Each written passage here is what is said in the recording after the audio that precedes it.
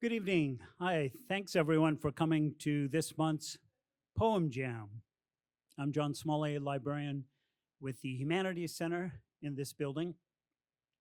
Before we get started, I want to take a moment to acknowledge our community and to tell you about a few upcoming programs. On behalf of the Public Library, we wish to welcome you to the unceded ancestral homeland of the Ramaytush Ohlone, who are the San Francisco Peninsula's original inhabitants. As the indigenous stewards of this land, and in accordance with their traditions, the Ramaytush have never ceded, lost, nor forgotten their responsibilities as caretakers of this place. As guests, we who reside on their traditional territory recognize that we benefit from living and working on their homelands. We wish to pay our respects by acknowledging the ancestors, elders, and relatives of the Ramaytush community and by affirming their sovereign rights as First Peoples. If anyone is here for the first time, I want to mention that the Poem Jam Poetry Reading Series takes place on the second Thursday of each month. So we hope that you'll come back next month, November 13th, to come to the Poem Jam that will be celebrating the life and works of the African-American poet Pat Parker. Next month, there will also be an additional Poem Jam on Sunday, November 16th, honoring the Native American poet and scholar Janice Gould. Also in November, lots of poetry happening on November 9th, Sunday, 2 to 4 p.m. Shizue Saigo will be having a program of writers. That's all in this room. This month, we also have 2 more poetry programs. Next Thursday, Hospitality House, 6 p.m. will be introducing writers and poets from their writers workshop, materials produced between 2022 and 2024. And the final Thursday of the month, October 23rd at 6 p.m., we'll have a fabulous program celebrating the release of a new anthology, Elegies of the Earth, which is a collection of poetry by the great Iranian modernist poet Ahmed Shamlou. And introducing that program will be the editor and translator of the book, Nilufar Talebi, in conversation with the poet Matthew Zapruder. They'll also be here. Both will be here. This is part of the annual Lit Quake series. And like all events at the library, it is free and open to everyone. So I hope you'll come back for that. If you want to learn more about our programs, you can pick up one of the flyers from the table on your right, where you will also find coffee and cookies. So help yourself to that. There's also some limited edition Poem Jam 2025 pins and a special edition pin tonight honoring our reader Avacha, the poet and DJ Avacha. And this pin was created by the mission artist Adrian Arias. So help yourself to one of each of those. That's basically all I have to say by way of introductory announcements. You can also check, for events, our online calendar at sfpl.org. So now I want to turn the microphone over to the host of our long-running Poem Jam series, San Francisco Poet Laureate Emerita, Kim Shuck. Please give a warm welcome to Kim.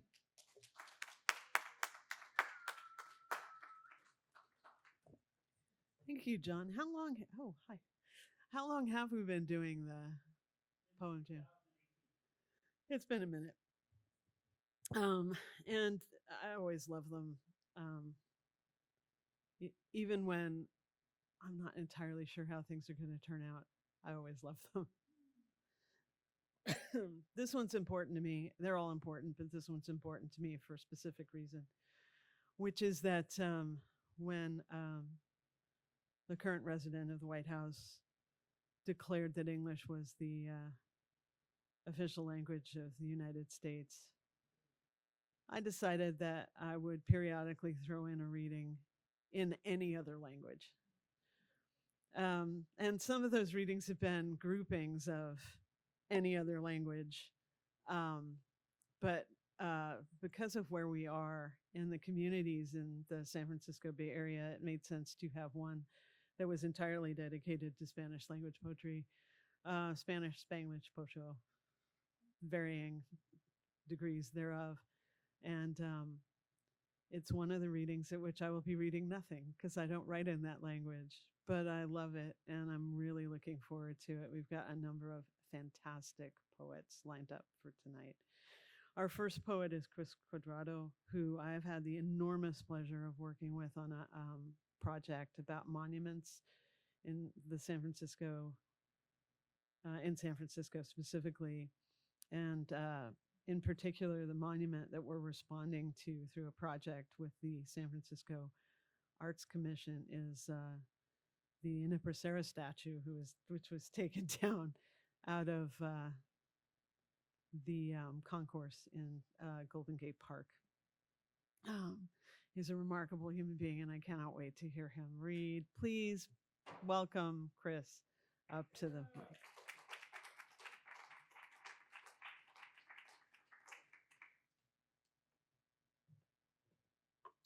Hi, everybody. Thank you, Kim, for having me. Um, I know Kim just talked a lot about Spanish and Spanglish, but everything I'm gonna read is in English, so I'm just gonna add like an orale and híjole in between the poems. All right. A prayer for truth telling. Orale. A calling to all those moments I've called poems that never knew how to bleed for me legibly. I'm ready for you. It's always my little just affirmation to like get me ready for my other poems.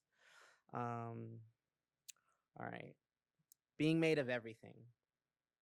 Is it a matter of spirit or science?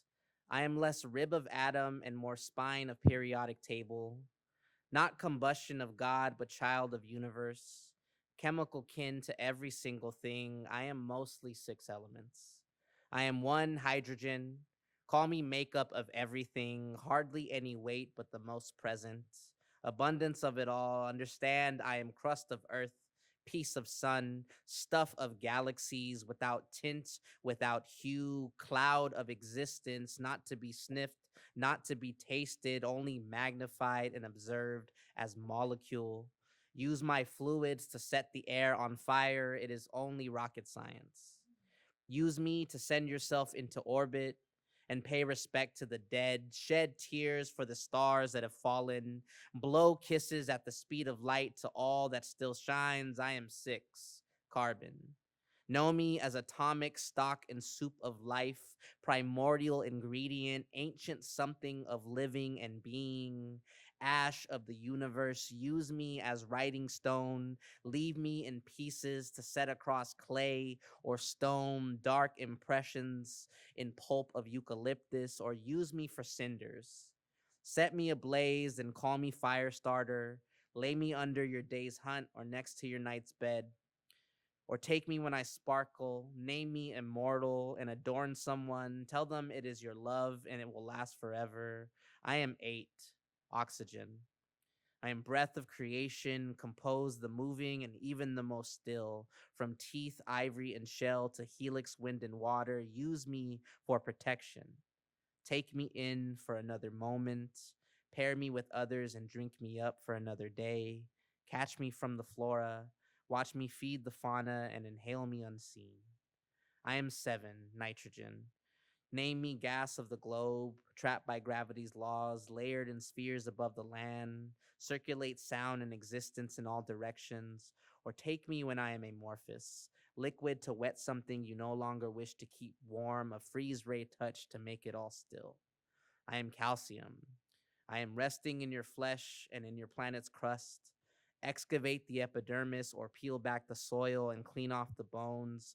Architecture of animal. I am the most metal in all living things. Systems of ribs and femurs, spines and skulls. Or look within and amplify my image and see that I am essential to all function. Catalyst for our processes and cellular reactions. I am the crease of life that allows us to unfold. I am 15, phosphorus. Iron claw through mineral. Pull me from the rock and watch me glow in exhales of existence, but do not name me Lucifer. Do not call me bearer of light. I am told they mean the same thing. Do not speak the mythology that I am the son of the dawn. fallen morning star. There are no demons or devils in these chemicals, no wretched light or holy darkness, just reaction. Place me in the ground once more, and I'll prove it. Fertilize my own Garden of Eden and sprout you an apple without damnation. Take a bite. God did not grow it. It will not save you, but it is golden and delicious, a child of the universe, kin to everything. And isn't that divine? Thank you. That's my little nerdy poem about the chemical compositions that humans are made of. Um, but now I'm going to get into what most of my work is about, which is colonialism.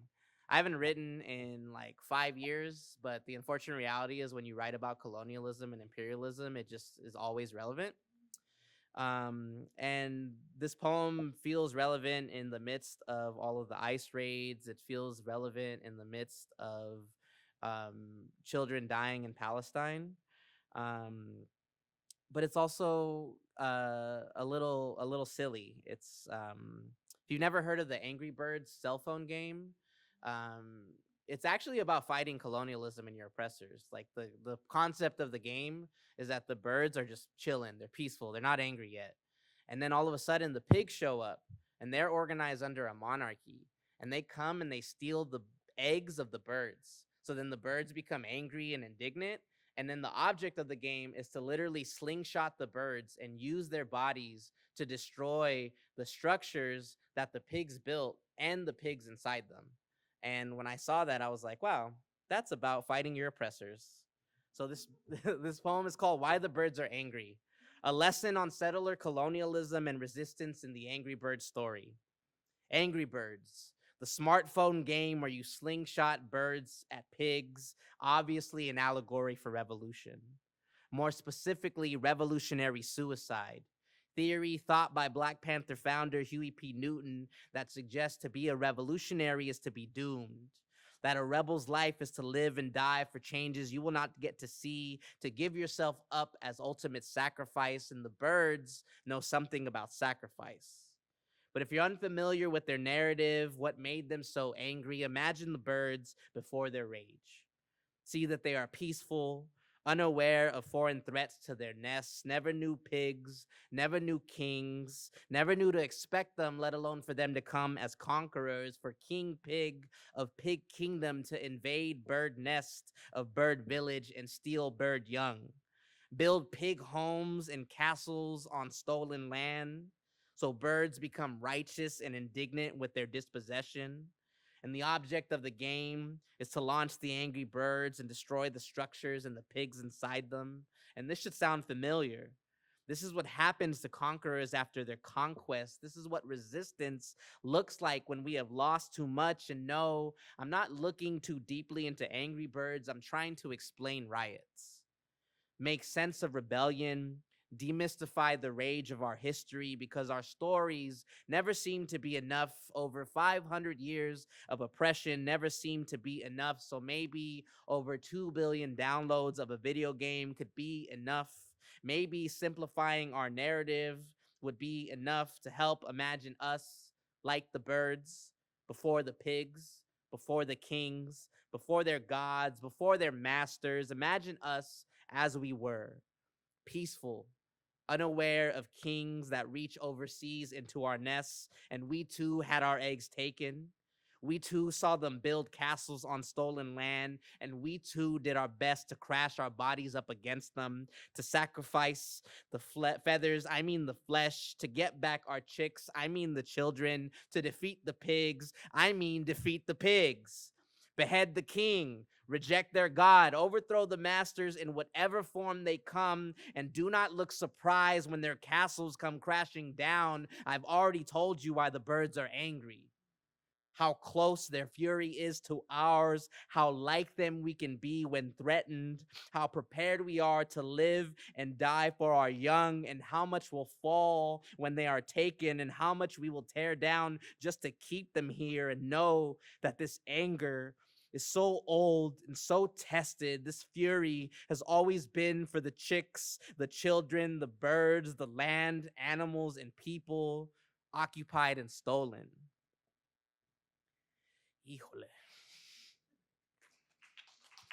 All right, this is my last piece. It comes from me going to the Los Angeles Contemporary Museum of Art to see the Olmec exhibit, being so taken away by the giant monoliths that are part of my ancestry and my bloodline, walking up to it and putting my hands on it and feeling so connected and just feeling like I time traveled for a moment, only for this like white security guard to kick me out of the museum for touching the monolith. Um, it's called Mourning the Americas. Our bodies, our culture, its colors and noises are too often taken by those self anointed. Men who bless themselves with both crucifix and sword in praying hands, these men who hear God, king, and country telling them to pillage and plunder our bodies, our culture, its colors and noises. Men of the Western world with delusions of discovery, convinced that grave robbing is a discipline, that their museums are somehow different from cemeteries, that they are not mausoleums of stolen and fractured culture, that Olmec heads and Mayan hieroglyphs don't feel like tombstones in their galleries, as if this isn't a type of appropriation more akin to autopsy and dissection, a practice of excavating as appreciation, the way they are all rock hammer fingertips and spade shovel palms that open our veins and dig us out from the root and take all that shines around and beneath us and call it scholarship. Name it anthro, archeo, or some other ology that places us in the categories and places us in the textbook entries that define us as a people once capable of greatness. Prop up our oldest bones and say nothing when they put down our living bodies. Restore our oldest texts but ban our most relevant curriculum because they have got it covered. They will teach you about yourself in passing moments in the form of documentary special or fleeting exhibition of a people conquered and displaced. Make it look magnificent, make it feel so grand, so untouched by the bloody hands of the past. Make you pay $20 admission to walk through halls adorned in this culture's romance with dead parts of yours. These necrophilic obsessions, these installations feel the only way they would ever think us beautiful, to believe us to be worthy of preservation, deserving of glass cases and the eyes of night watchmen. Make you feel like the only places our stories have is in exhibit panels and brochures that read like eulogies for a people and culture that no longer are, as if we are not right here living as memorial, as if these types of displays are of ancestors without descendants, as if we are without a right now and will only have back then. Do not fall for these tactics of erasure, the way they only speak of you then and not now, want to keep you as wartime trophy, know you as spoils of conquests, like bits and pieces of Machu Picchu, see you broken and romantic like sculptures of pharaohs or remains of American tribes stirred from their rest, hoisted in the hands of cranes, scrutinized in the eyes of scholars, chemically treated and prepped for presentation. Our bodies, our culture, and its colors and noises are all things I will never pay an admission price to mourn again. Thank you, everybody. I got a few chapbooks. It's full of poetry that I did not read today, but it's all around the what I call is like the suicidal directive of imperialism. You know, like the depression, the darkness that we feel is a legacy of colonialism, and I'm tried to work through moments of my own suicidal ideation by thinking about the resilience of my ancestors, and that's what came out of it. I made it during Dia de los Muertos about 5 years ago, and I figured it would be a good time to reprint. So thank you, everybody. I appreciate y'all.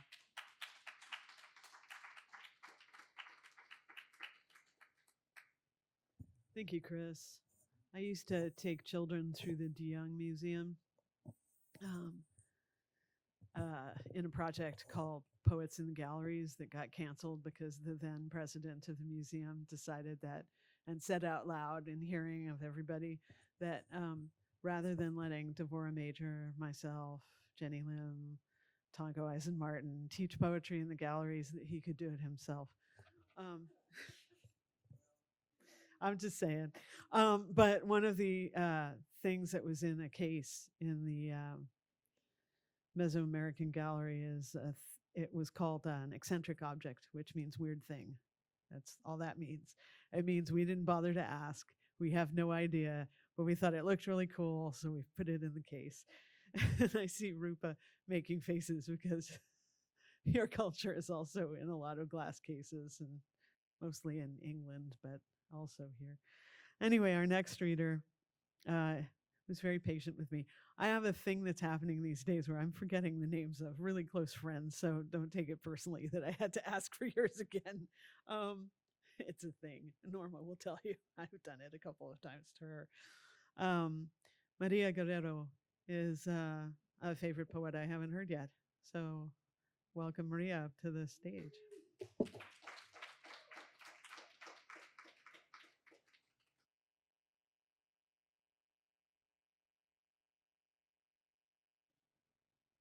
Buenas noches.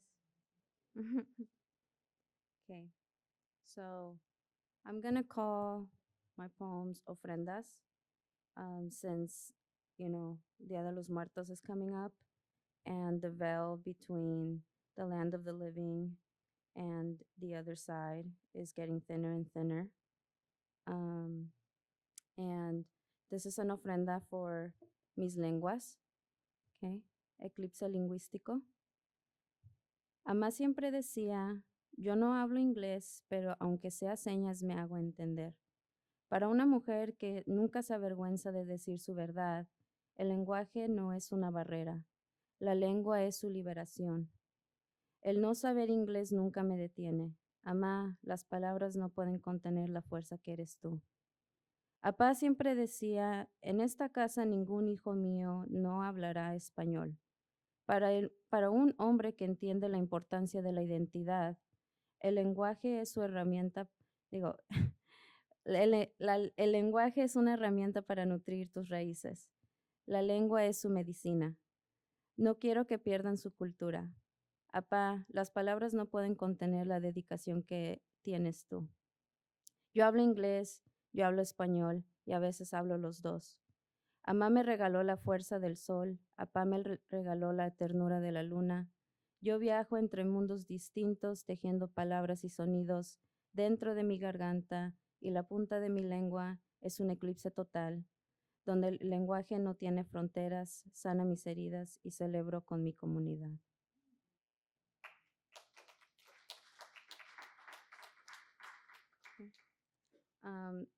This is an ofrenda for our multiple identities.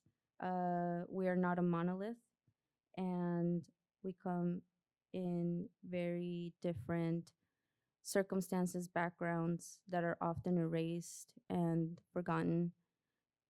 Okay, Soy de Acuya, a poem inspired by Gloria Anzaldúas to live in the borderlands. Ni de aquí. Yo no soy de aquí.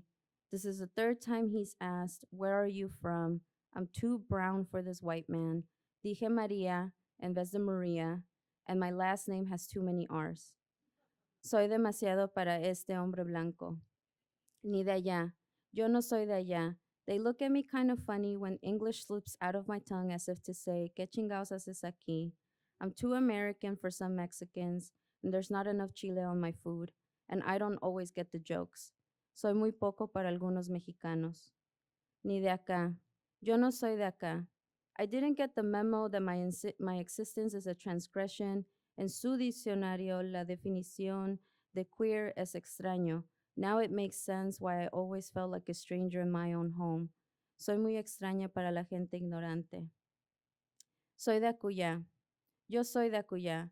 I am from the sounds of the 29 bus line taking me from Baker Beach to Paul and Third. Soy de las historias que cuentan mis padres de su niñez en México. I am from the laughter of my queer friends as we find safety in the space we created. Soy del dulce y picoso sabor de un mole casero con ajonjolí tostado. I am from the cracked concrete sidewalks of Bayview Hunters Point, my first home. Soy de los colores de la calle 24 as I make my way to El Portal, mi segundo hogar. I am from the warm embrace of my loved ones, the ones who see me for who I am. Ni muy muy ni tan tan. Just me, just enough. Acullá, una indicación poco precisa pero real. Soy suficiente para ese lugar.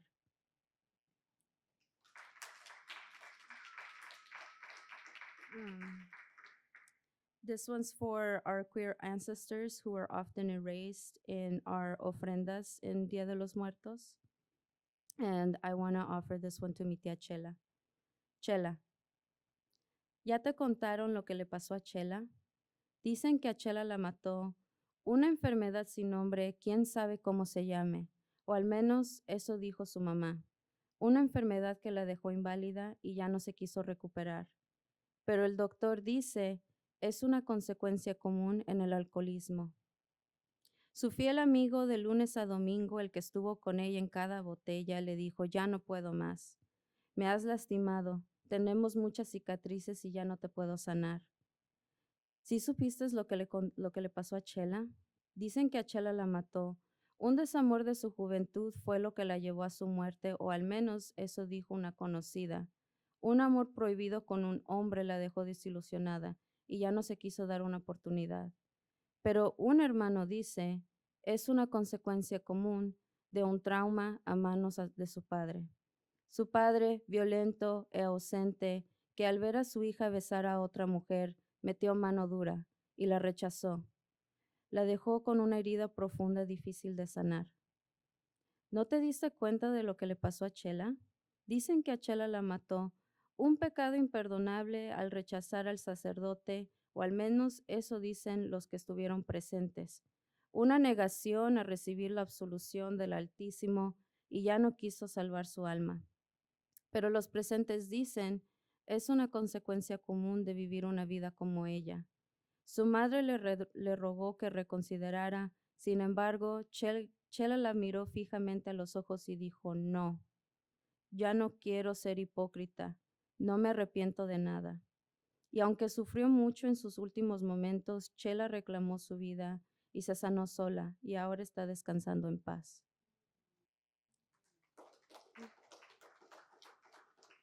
And then this ofrenda is for the children who were raised in a household where they had to compete for who can eat the spiciest food, but they couldn't handle the spiciest food and then get made fun of. And then they learned their mom's chile recipe and took revenge.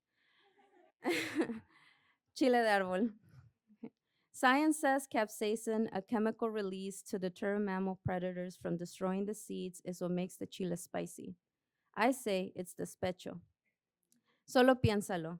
How pissed must the Chile have been to spend generation upon generation adapting, evolving, overcoming against predators hasta que un día un ancestro took a bite and said, qué rico. I'm convinced spite is what makes the chile spicy. Si tus hermanos dicen tú no eres mexicana porque no comes chile, here's a receta para salsa de chile de árbol. Disclaimer. Don't ask me for measurements. Todo es al tanteo. Eyeball that shit. Okay? Ingredientes. Tomatillos, chile de árbol, ajo, agua, sal, despecho. Nota, no confundir con amor. Directions. In a small pot, place tomatillo and agua on medium-high heat until the tomatillo loses its vibrant green color. En un comal, roast your chiles de árbol con despecho until everyone in the house is coughing their lungs out. En a blender, throw in your tomatillo, chiles, ajo, sal, un poco de agua y un montón de despecho. Blend until almost smooth. Dump your concoction in one of your mom's Princess House crystal jars. Hazles saber que la salsa está lista, and when they start complaining que la salsa está muy picosa, through watery eyes and red puffy lips, sonríe. I'm convinced the chile is spicy out of spite. Yo no hago mis salsas con amor, yo las hago con despecho. Thank you.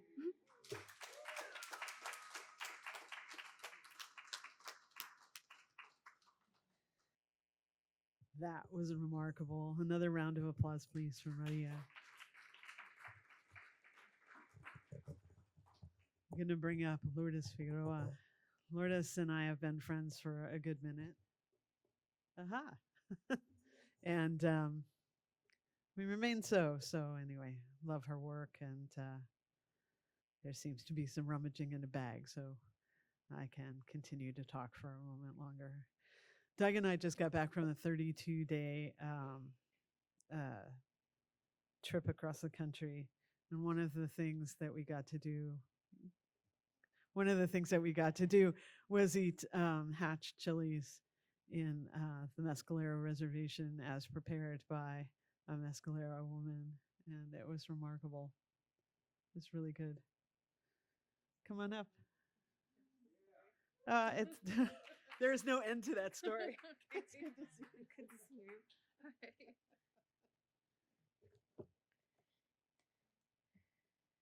Hola. Buenas noches. So I'm gonna read you just pieces from different parts of my poems, and a ver cómo les cae. And see, what do I start with? Okay.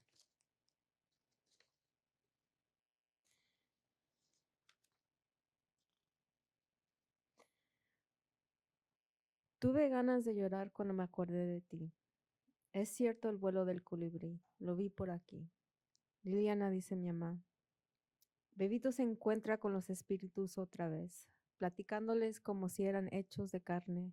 No entiendo por qué vivimos lo que vivimos. Sus ojos dolidos, los labios de mi mamá vibrando like a mirage.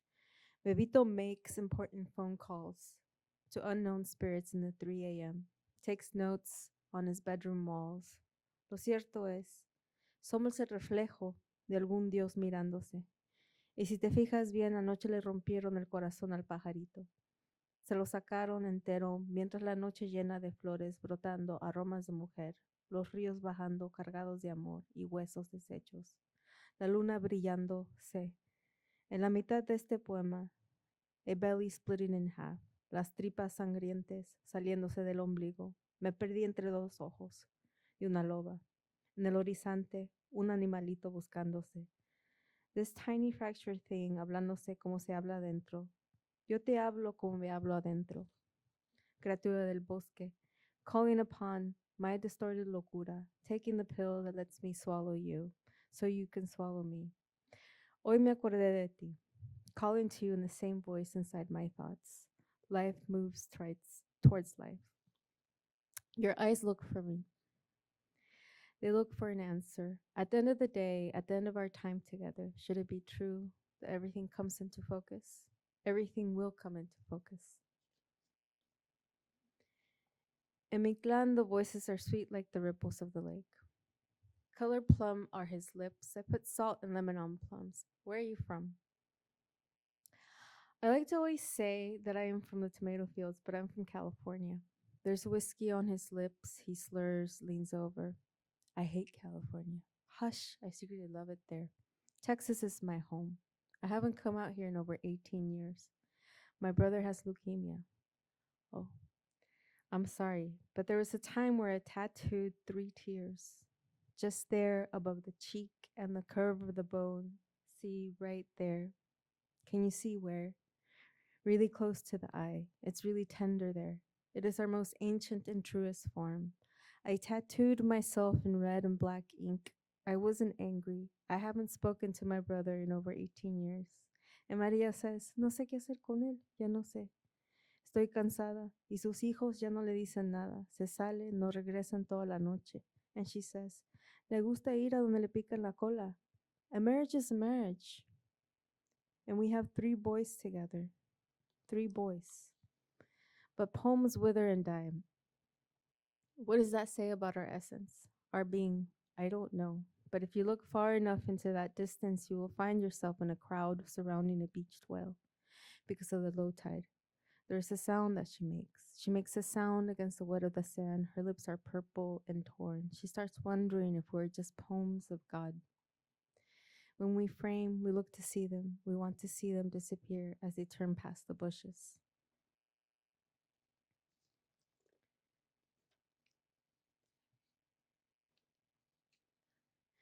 En todos los octubres, let us plant entire montes with tulip bulbs, Come spring, we're going to need an army of blossoms, love, to grace upon the essential things, a bowl of frijoles de la olla recién hechos, our muttering tripas y el frío entre la costilla. When that day es esa hora tan floja, el tiempo comiéndose a sí mismo, vivo, olores de tortilla de harina quemada, chile de árbol picando la garganta, the surprise autumn moth estrellándose 1000 veces en la ventana y la blanca pared entre nos, amarillo sol on the seat of the old wooden chair, apariendo like it will collapse. Aún nunca, nunca se quebra. And the most ancient of all, el piso recién trapeado. Al fin de todo, nosotras a solas, hablando la lengua de las diosas, apretadas juntas en la cama. Los nombres de todos los cuerpos, grieving false world, en nuestra saliva. Over and over again, mis manos de trabajador keep this memory of childhood. Small, warm, tierna, learning to hold the dying bodies of los abuelitos de los gringos, and us playing bingo on a wasted cold Sunday. It was the first week of October, love. Our whole lifespan happened here. El reloj grande pegosteando los segundos en el pasillo. Las noticias en la televisión gritando guerra sobre nuestros cuerpos. Was it a dream? As your dreamlike lips quietly muttered about us, tu cara wrinkled non-consensual prayers like yellow remnants of summer. When I was a little girl, chubby caterpillars entered my soul. Thank you. That's it.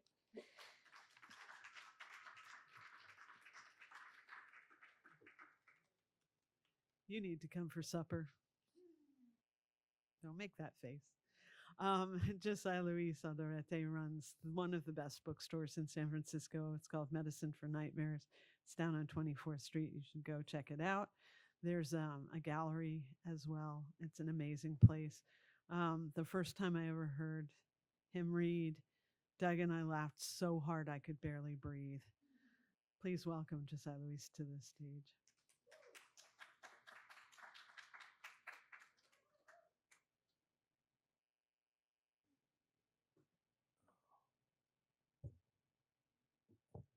So podium. Yeah, like Kim mentioned, I'm a part of a bookstore. The other part is my bookstore sister, Tan Kan Kao. Yeah, so that's kind of how people have known me over the past couple years. A lot of people don't know that I actually recently become the head of PBS, Pocho Broadcasting Service of San Francisco. We're producing such Pocho shows as a late show with Marisol, airing on Sunday nights. It's like Siempre en Domingo, but with more pochos. We also have Pinche Poets in the Window, monthly series. There's a reality show in the works called Dos Pendejos en a Waymo. So yeah. So yeah, that's PBS, but media company. So media company. So here's some headlines. Yeah. Oh man, the so-called poor huddled masses deported the Department of War out of Chicago today for trying to smuggle American flag wrapped hot dogs onto the L line. And while that was going on, a missile from the disunited States blew a Venezuelan boat and its passengers out of international waters in an act the disunited States is describing as manifest destiny self-defense. And while that was going on, whites of all shades of whiteness gathered in Utah parking lots, churches, and sports stadiums today to collectively pray in an attempt to get God to change the identity of Charlie Kirk's killer to a black or brown man. Our sources say that since God is white, these prayers are being taken under very serious consideration. And in case you're still wondering, Flacco's still dead. That's true. The No Sabo kids still got ancestral bedhead. The North American concentration camps are currently very well fed, and every single brown person in here has got at least one cousin that's going to be totally cool with wearing pinche Willie's Oaxacan slip-ons and a MAGA donated monolingual oxygen tank to time travel with. It's true. I mean, you look out the window or onto the screen these days, and all I hear in my head is lyrics from the Huesompantli Blues. I mean, I look outside and it's the Huesompantli Blues. For those of you that don't know, the Huesompantli Blues was a song that Chavela Vargas recorded 10 years after she died. So not a lot of people hear it, but these days it's just echoing in my head, man. It goes a little something like this. 40,000 skulls, each with a hole in the exact same spot where we either use the constellations as a crosswalk or sink into a horizon of oblivion. I'm saying 80,000 skulls, man. Some with a few vertebrae still attached. Collectively, calaca whistling whenever el viento from el norte passes through them, making a cosmic cascabel racket that answers not one single question about eternity. What I'm saying is 160,000 skulls. A calcium billboard of empire. A drive-in movie theater inside the Temple Mayor that plays Roman gladiator flicks dubbed in Nawa. Endless, eyeless eyes looking right through you to the place where you're going to end up.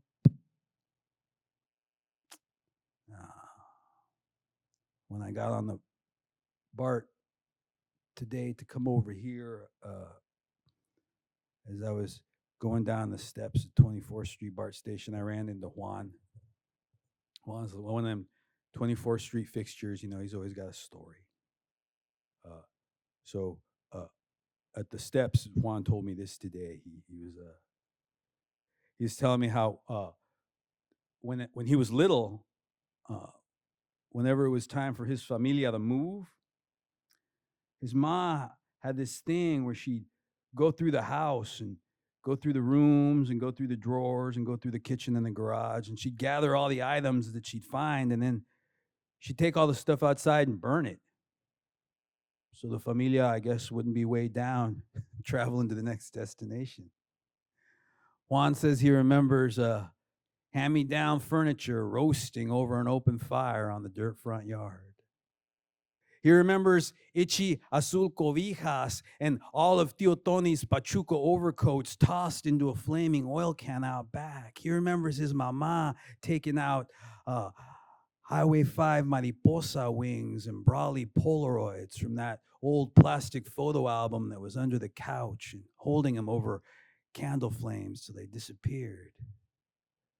One moving day, Juan says he woke up, wandered into la cocina, and there was his mama holding his tia's 2 trenzas with a pair of metal tongs over the flames of the estufa.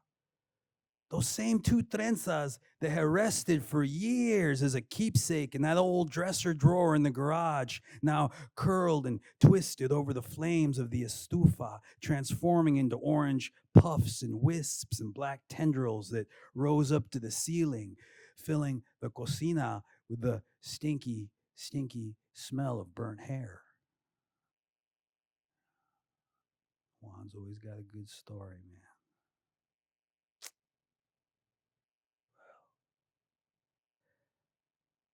I gotta say, it's as dumb as the angels these days, man. It's as dumb as the angels.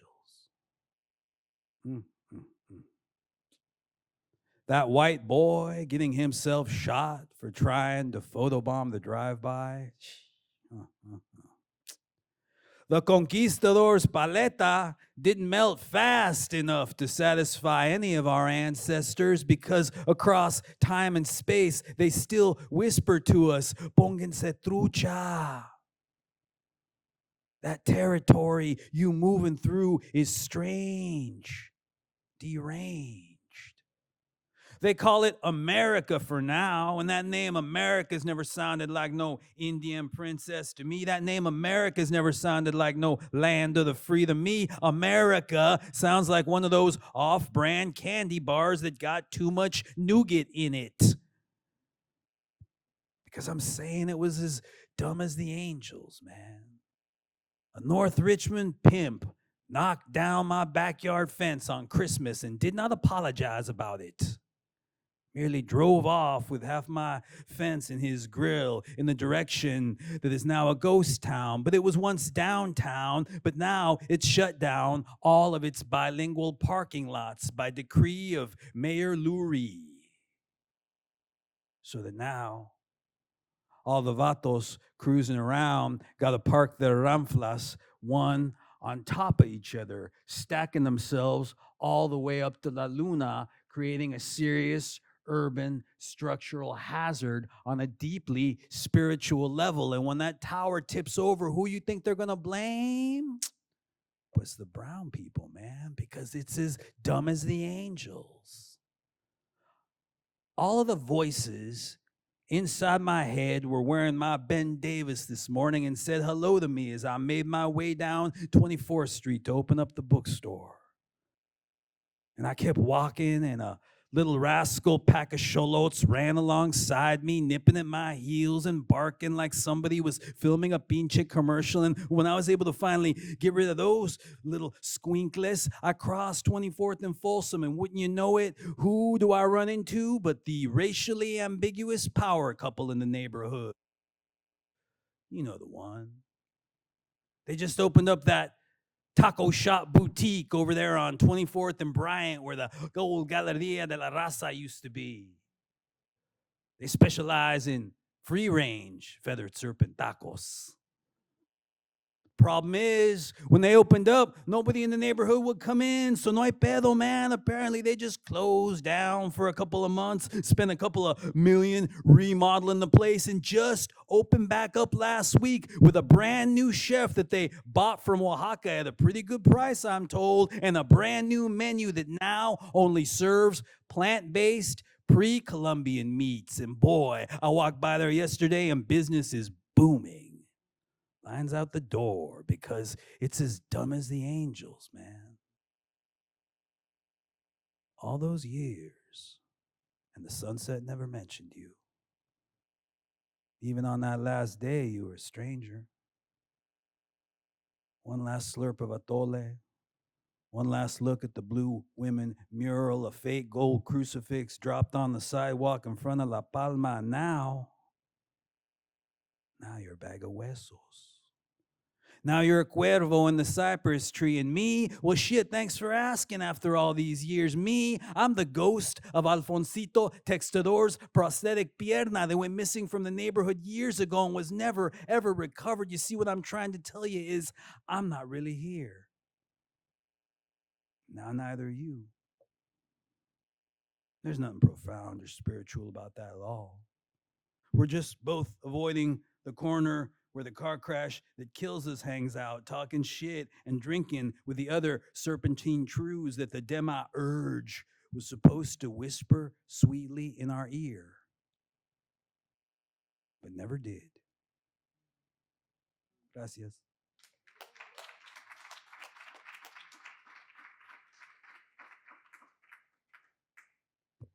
I did a terrible thing to that man once. I asked you to read at an event at the Mission Library. I asked you to read Alfonsito's poems in the library, and that one guy kept shouting "fuck" in response. It's like, no, you don't understand. It's in the poem. Yeah, yeah. It's like, let me explain. Yeah, no, it was a funny evening. Anyway, thank you so much. You're amazing. Medicine indeed. Our next reader, we orbited around one another for a long time before we actually met, but I think we both heard of each other before that happened. And And I had some of your work in print, and Susana Preva Perez and I have done a lot of the same things at entirely different times. But if you believe that all time is happening all at once, then we're together a lot. I love her work, and I've published you at least once, maybe twice. I think twice. Please welcome to this microphone, Susana Preva Perez.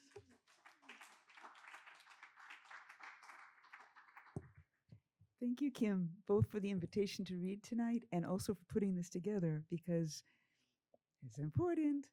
I decided to start out with a poem that I wrote. Chris was saying that he wrote poems 5 years ago that are just unfortunately so relevant today. Same story. This was written probably just before the pandemic, and it's all based on true stories. And it's called Aquí se habla español.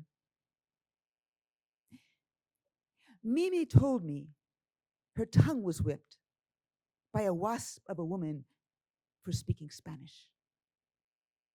This was not rural Florida, a Burger King where days before 2 white patrons pounced the Puerto Rican manager, told him to go back to his Mexican country for speaking Spanish.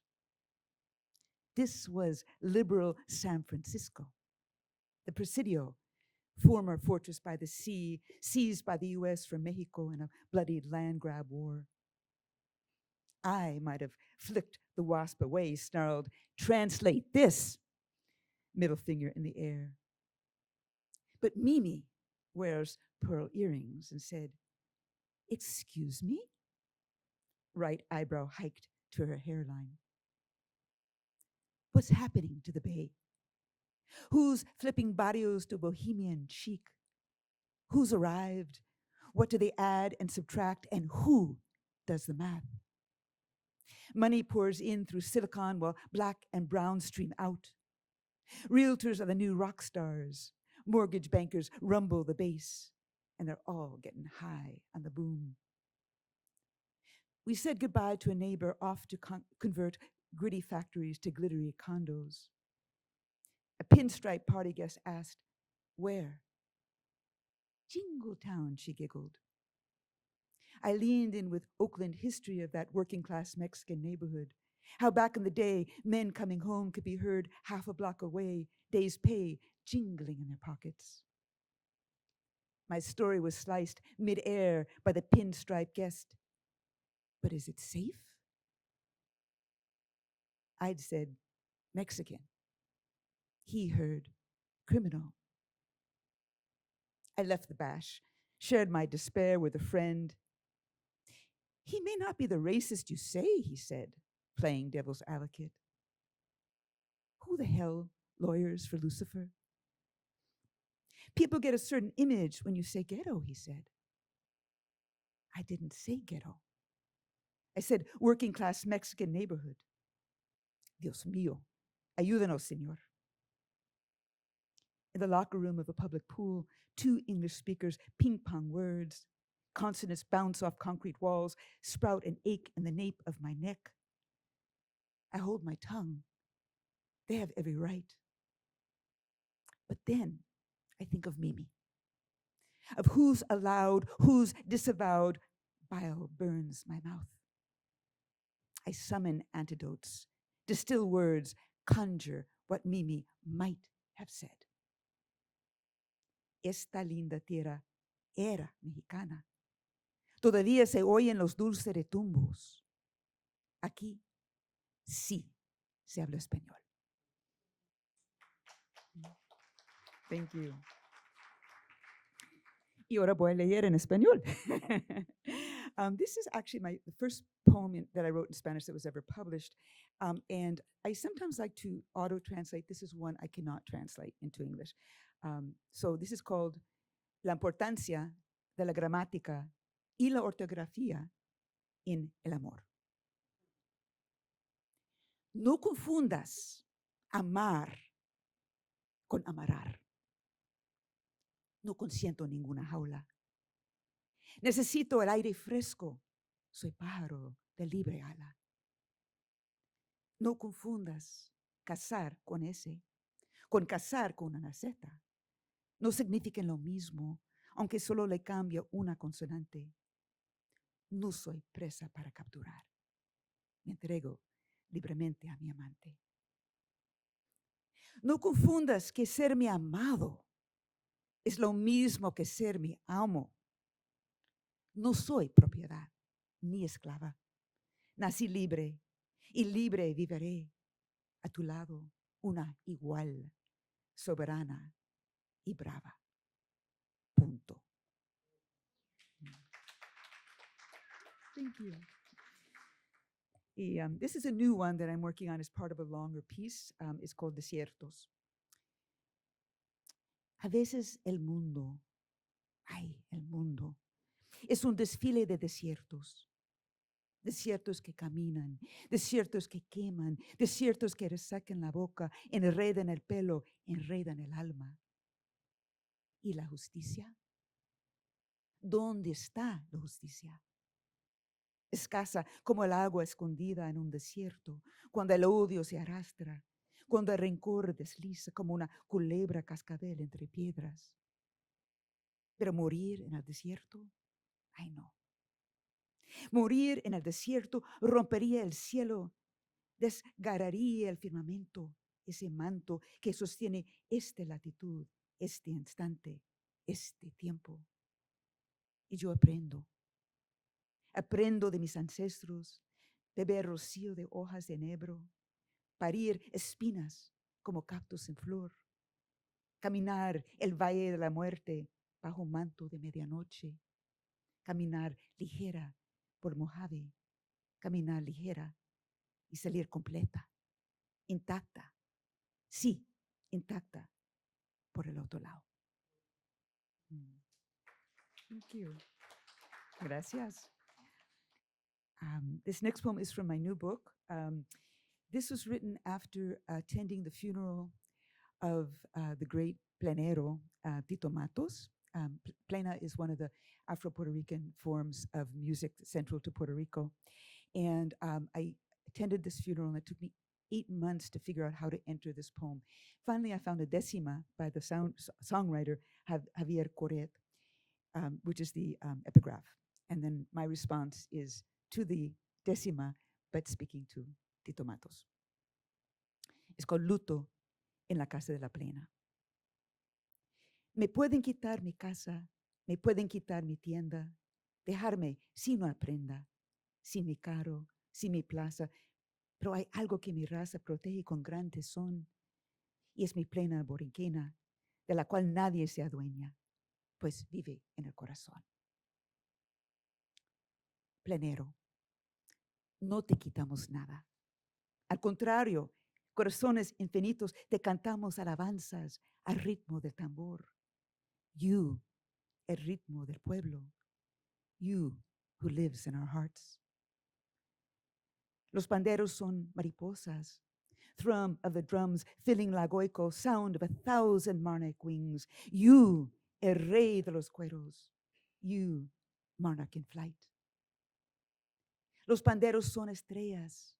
Your body beneath a galaxy swirl, buoyed by a sea, dappled mirror of stars. You, una estrella brillante. You, light of a shooting star. Los panderos son una hostia. Every plenero un cura, singing plenas de luto. For you, cantamos tributo. For you, we sing a praise song. Thank you.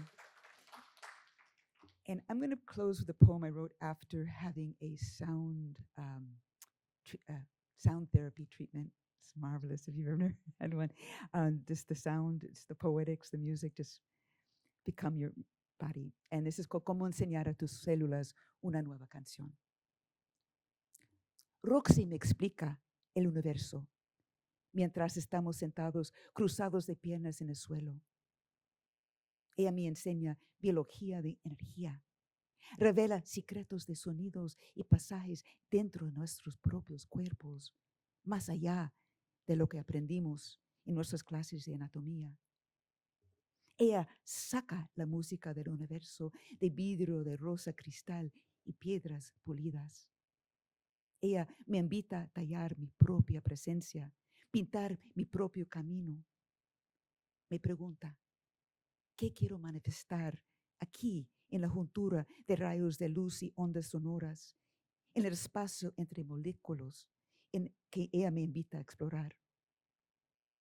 Que cada célula de mi cuerpo esté bien, le digo, mi lengua latiendo como una soga de vida.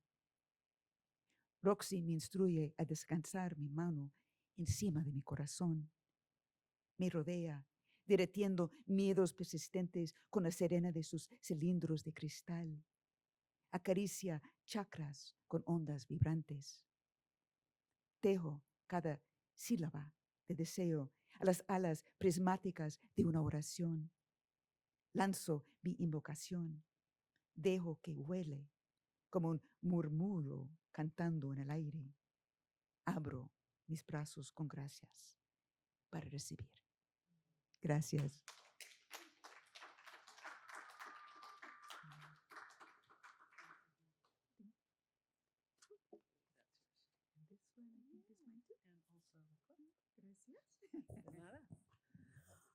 So our last reader, but by no means our least, is Avacha.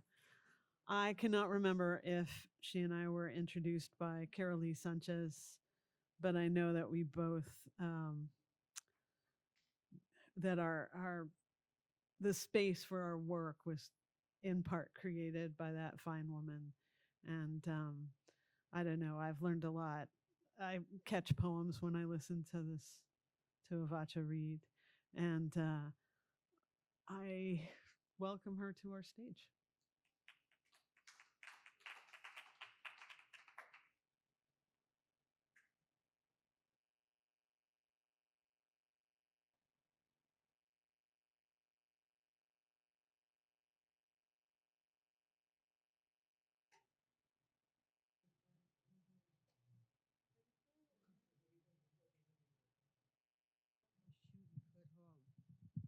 I'm not used to that. I now live in West Oakland, so I'm gonna ask you how you doing again. How are okay? Can you hear me? How are you doing? Yeah, so being here, I wonder that we met many, many years ago when I was a teeny bopper. First came to California, and I wound up working in the fields. And he's from a part of Mexico where Afro Mexicanos live, and he speaks Zapotec. And he was going to come, but he had to go back. His sick relative. It's a beautiful language. You ever get a chance to hear it? The Indians and the black folks down there speaks the Zapotec. They also have the beautiful music and what have you. But the Ethiopians have a wonderful dicho. It says your most formidable ancestor is an ancestor. No, your most formidable enemy is an ancestor ignored. There's almost an equal one in Zapotec that says the same thing. Your most formidable enemy is an ancestor ignored. And so I figured I was going to do that because of the undesirable things that have happened to us.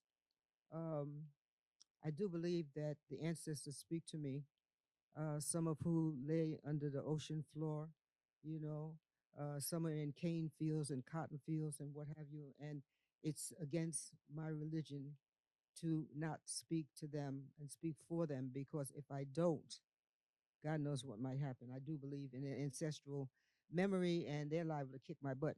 Before I do any of that, I want to say that my friend here, brother by another mother, is going to be this wonderful Festival de Música y Artes de Justicia Social y Económica. And we're doing this big festival of music and arts at Mission High. And I got these flyers here in Spanish and English. And I'm asking you to each take one and tell folks about this. And it's going to be major, major, major, major. The last one we did was beautiful. Please pass these out. And what you don't use, bring back to me. But be there and support this thing, because this time that we're living, it's really important that we stick together, because this is madness. But because of this so-called weird legacy that I am from, the gift that came from the curse, I'm quadrilingual. I speak English, Spanish, Spanglish, and Ebonics.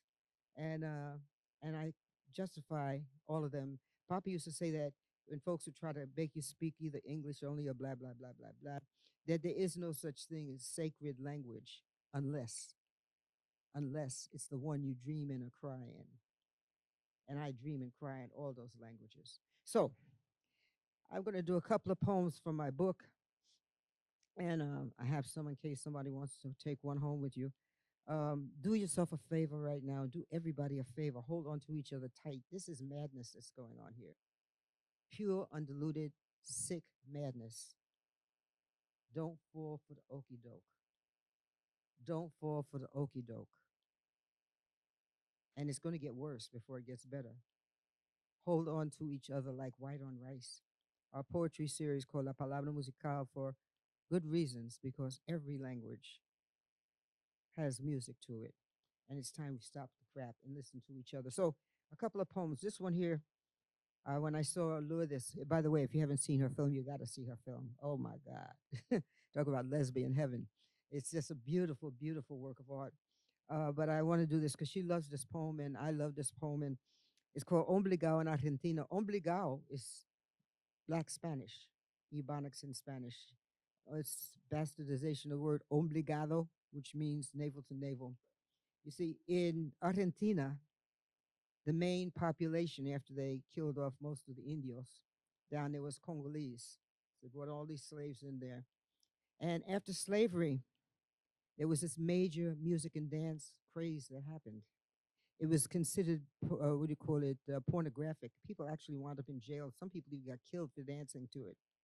You call it tango. There's no such word. Tango is the word.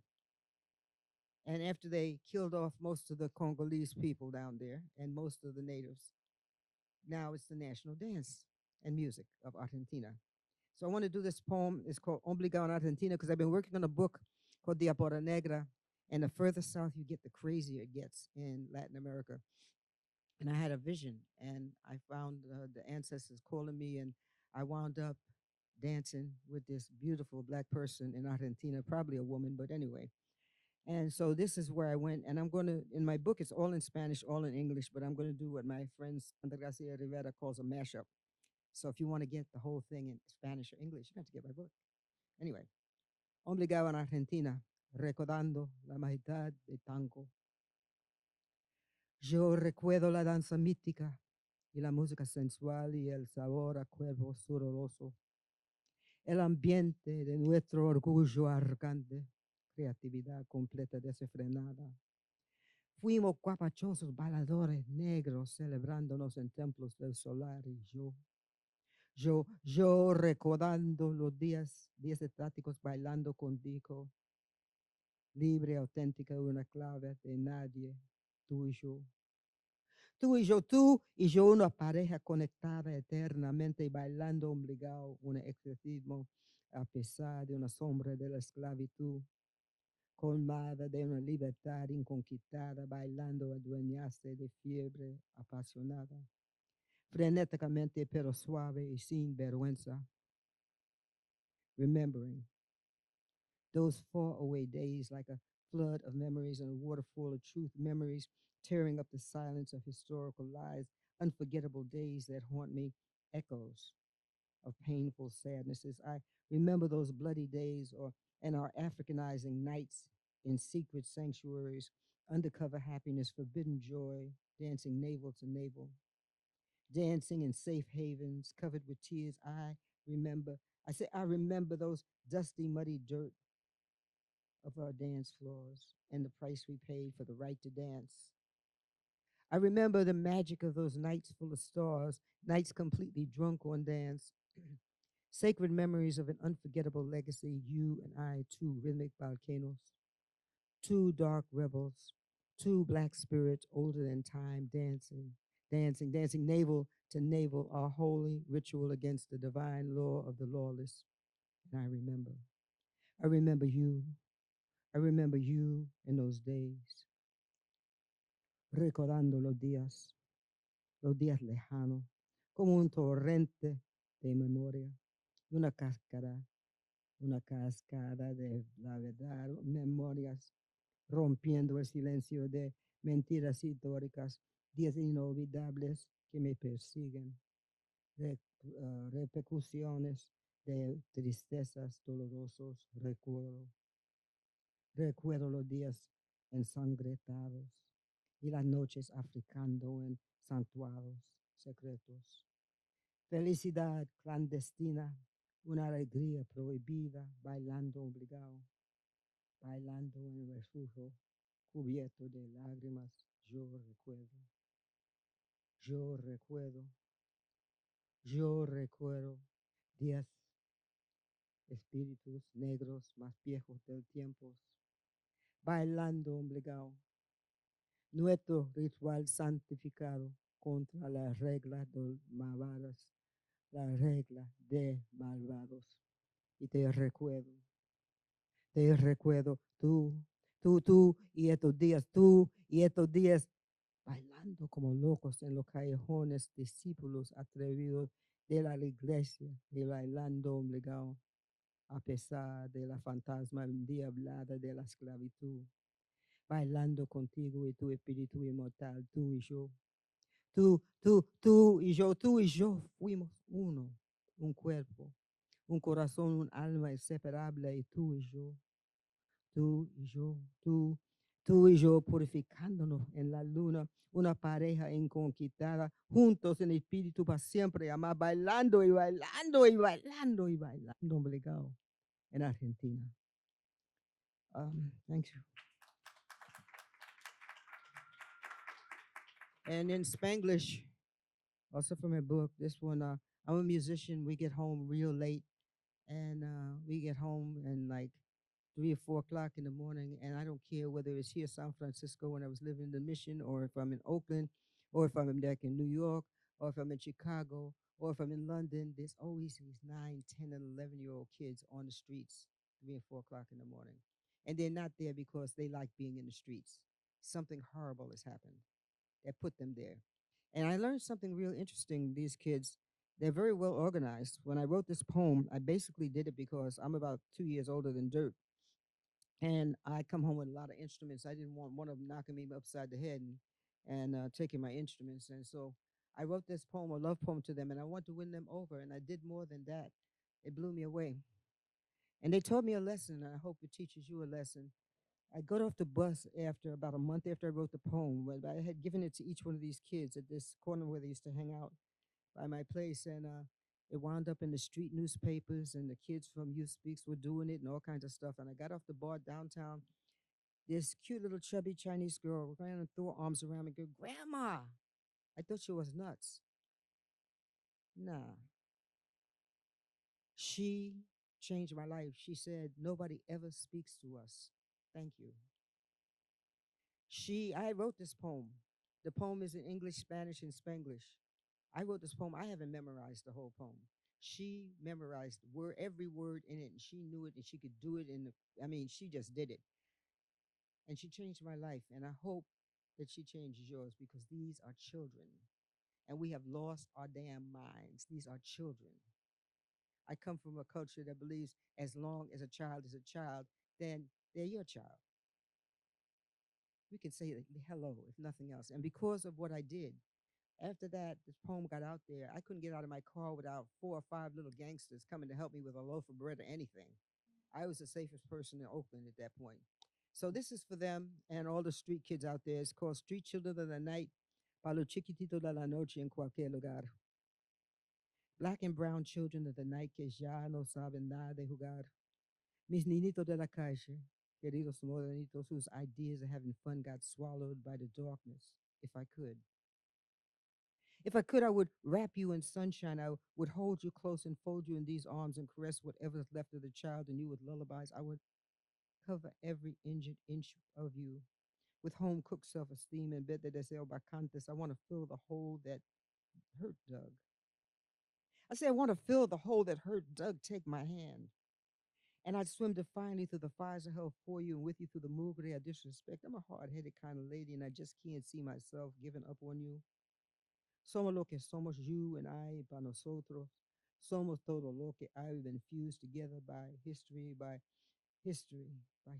por lo bonito y los sueños robados, locked spiritually in the maze of our destiny. Oye, mis negritos, mis pequeños callejeros, los necesito. The truth is, I know I need you. Yo sin ti soy nada, and if I had a chance, I'd refuse to turn you loose too. You were so in love with yourself that self-destruction would disintegrate under the pressure of your presence, and you were so secure in my love for you, and so sure of the splendor you had become that even the sun would lay aside its arrogance just to get a chance to reflect the brilliance of your essence and bask in the bold truth of your integrity and thee. Viva una verdad real y yo sin ti no existe ni un sendero de la esperanza. Oh, say, can they see you? My beautiful wild loaded flowers.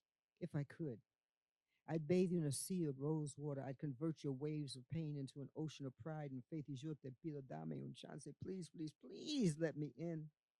I promise to do the very best I can, even if I have to wake the dead and conjure up our ancestors' breath. I'm not too proud to act a fool, get down on my knees and holler and scream and beg all the spirits of goodness to intervene, to blow away the fog of dismay and distrust by santificato lágrimas and dissipate the rage burning behind your eyes. So together we could wash away the centuries of emasculating doubt and defeminizing lies and have a little fun and learn to play a brand new game called Demolishing Walls of Self-Hate. Children of the night, mis niñitos de la calle, mis niñitos de la calle. I want the stubbornness of my love to help you turn on all the lights inside your soul. Tú eres mi sangre. I will not allow the streets of any city to steal you, like a lotus blossoming in the night. Mis queriditas almas de mi existencia. I will not let the cesspool of Fulinga make a fast food happy meal of your dreams. Chiquito de la esquina, you are our only wealth. You are the most beautiful part of me, and I'm not about to let you go. I will not permit the hungry stupidity of greed to feed you to the streets without putting up a fight. Amorcito perdido de la noche. I mean, if I could, I would pave your path with stardust and massage your mind with a steady data just how important you are. Make sure you know you're too damn important that the world just throw you away. It's my job to remind you on a daily basis this crazy old lady is here to stay. I'm still here. I say, I am still here, staying and praying and praying and staying and staying and praying and praying and praying and praying and praying and praying and praying. You let me in. Mis ceritos, negrititos de la noche. I'm talking to you. Can you even hear me? It's all tomorrows that you're throwing away, queridos niñitos de la calle. I'm still waiting. A stubborn old lady with a heart full of love standing in the shadows and waiting on who you could be. I say I'm waiting on who you could be, waiting for you to finally see me, waiting to wrap you in a blanket of sunshine. Can I do a couple of short one? We're out of time. Okay, we're out of time. Thank you so much for listening to my words. Please, you know what? If there is such a thing as a sin, it's every empty seat that you see here. Tell folks to come and support this thing live. I know you can get it on the web, but there's nothing that is stronger than live poetry. So tell folks, please. Thank you, listening. That was amazing. Thank you, everybody. Thank you, Chris, Maria, Lourdes, Josiah Luis, Susana Pleva Perez, and Avacha. And thank you all, those of you who came to be audience. We need audience. Audience is key.